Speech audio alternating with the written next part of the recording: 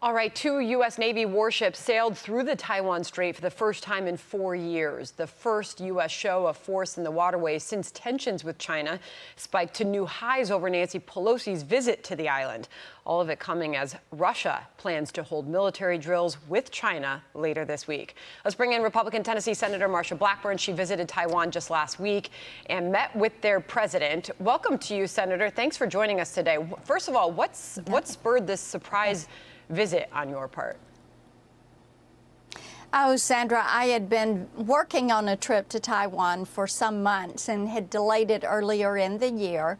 And this worked out to be the good time to go. It wasn't my first visit to Taiwan. And I think that as we oppose the aggression of the Chinese Communist Party, it is very important for us to be in Taiwan. It's important for us to visit those Pacific Island nations, and indeed on a bipartisan basis, some of us have met with the ambassadors of those nations and have worked on issues, how we support them and how we help them so that they are able to defend themselves against the Chinese Communist Party. Really interesting. Senator, you on their soil called Taiwan an independent nation.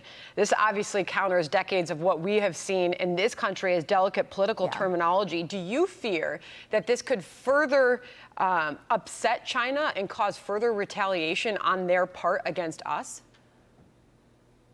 Oh, you know, Sandra, quite the opposite.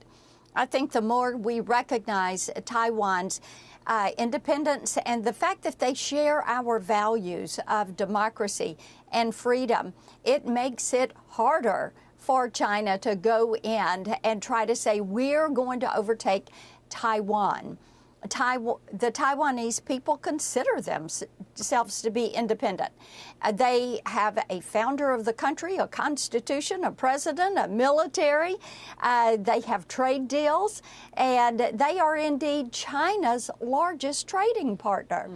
So I do believe that it is important that we support Taiwan as they seek to be independent of China and as they seek to have more partners around the globe. I'm just curious your strategy, though, for balancing further retaliation from China when you've got the Chinese Foreign Ministry responding to all this with this statement. China once again urges the U.S. to stop hollowing out and distorting the one China principle, abide by the basic norms of international relations, and don't be a troublemaker for peace and stability across the Taiwan Strait. How do you respond, Senator?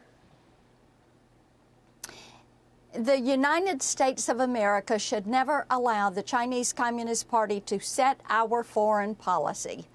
We ought not to do that. And we, just as we should not allow any of the axis of evil, China, Russia, Iran, North Korea, to make those decisions or to try to negotiate in our stead, as Russia is doing with the U.S. over the Iran nuclear agreement. And Sandra, I think that that is just a dangerous step for us. And we strengthen Taiwan when we recognize their resolve and their commitment to freedom. Can I get a final thought from you on that, on the moving forward of this White House with the new Iran nuclear deal? A lot of Republicans are speaking out against this. Apparently, some of our biggest friends, those that have to deal with this Iran threat every day, say that the president is not taking phone calls before agreeing to this deal. Where do you stand on this? What do we need to know, Senator? What we need to know is that the president should be talking to Israel. We all know that if Iran were to create a nuclear warhead, what are they going to do? They're going to try to destroy Israel. And we should be listening to them. We should be sharing their concerns. The axis of evil does not wish us well. And China wants to go in, dominate globally by 2050. Let's recognize this. Let's realize that these people are adversaries. Our allies need to know that they are our ally and friend. Our adversaries need to fear us, and that should be our posture. All right, Senator, appreciate your time today. Thank you very much for joining us. Thank you. Okay.